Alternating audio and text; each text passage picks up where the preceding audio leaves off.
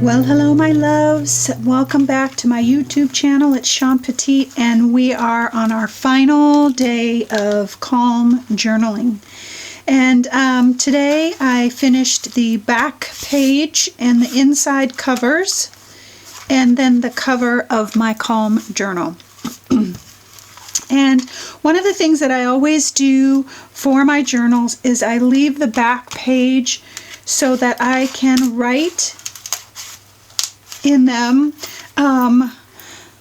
the time that I spent here, how I was feeling, some of the things that were going on, and this one especially because of the time that we're in and everything that we're going through and the word prompts and all that good stuff. I really wanted to record, and I'll add more to this over here probably, or another extra sheet inside here of just everything that I was feeling and everything that I was going through. And you know, we're still in the midst of our pandemic kind of thing, so I'll probably write a little bit more about that. But this is kind of a quick to give you an idea of what I do on all of my journals. No matter what I do, have this page that I kind of record my time, and it gives me a quick, you know, it brings me to the present and takes me back to the pages and how I was feeling and some of the things like that. So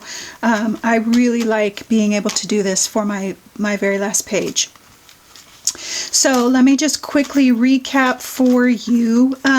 So I used vintage wallpapers on the inside covers. This was just a regular sheet of vintage like graph paper.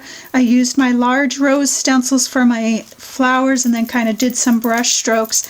I used, for my paint colors, I used Lucas, and this is Carmine.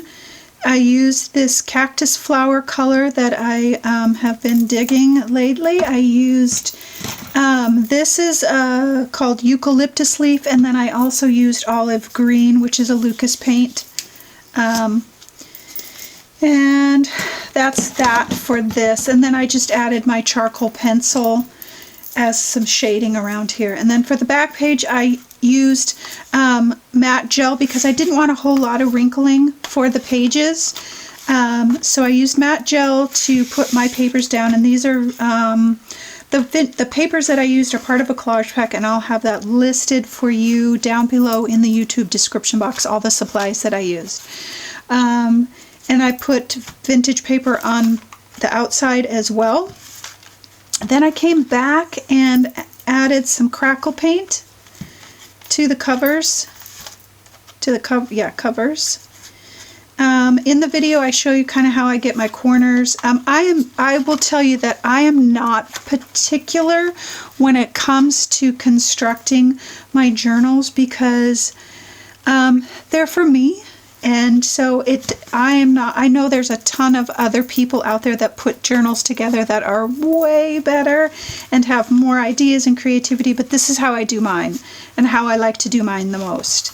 And so typically these pages are left blank because I end up adding writing to these. So, and sometimes I'll add a pocket or something like that as well on these pages to add to, you know, what was going on during the time that I do my journal. So vintage papers here and inside, put those down with matte gel.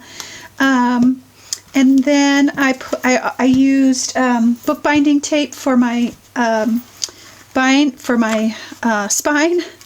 And the reason I like doing that is because if I do paper all the way around, it tends to buckle or pull, and so I can put just the sheet of paper here and a sheet of paper here and have it overlap the edges and be able to fold them down and then put the bookbinding tape. And the bookbinding tape that's what it's meant for. It's super heavy duty. It kind of, you know, seals in all the stuff, basically, in my opinion.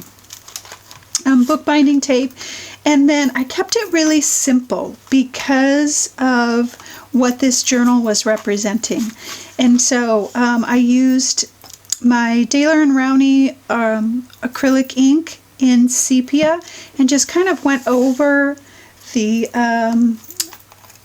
crackle paint and kind of gave it, you know, that grungy good feel. These tags were tags that I had in my junk drawer that already had color on them. In fact, they were used for pricing tags, I think, way back in the day. And so I just added some lace to them, or some, this is like a cloth ribbon, so that this is my closure. This is another junk thing that I had in my stash that I just put crackle paint on, and then again I just aged everything with the sepia, and then came back with my archival inks in potting soil and jet black and kind of aged the edges. I also used my Posca pen for my journaling, and then I used a Sharpie tool with a small brush and just kind of went around the edges. And the reason I did that is because I didn't want to use any charcoal pencil on the outside of my journal. So that because like this, it's sealed, it's ready to go. I can put another coat of matte medium over it to really seal it in, and I don't have to worry about fixing it or anything like that. So I used my Sharpie pen. This is an acrylic water-based one, so I can trace and go over it with a brush and kind of get that watercolor effect. There's a lot of, you know, I could have used my Inktense pencils or my other acrylic markers. This one was right here, so I just grabbed it.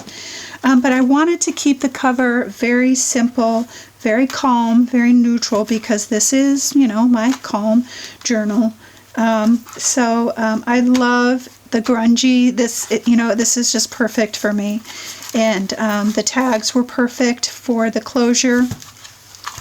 And so we had a wonderful journey through our calm journaling series. I'm so thankful that you joined me, and I hope that it was helpful in this time, and we're still in it, and hopefully we're seeing the light at the end of the tunnel here pretty soon. I've got some new projects that we'll be working on in the coming weeks. This week, I'm not sure when. Yeah, I think this week, and we'll have some more fun with that. But that's all the supplies. Super simple and easy, and I hope you enjoyed it, and let's get creating.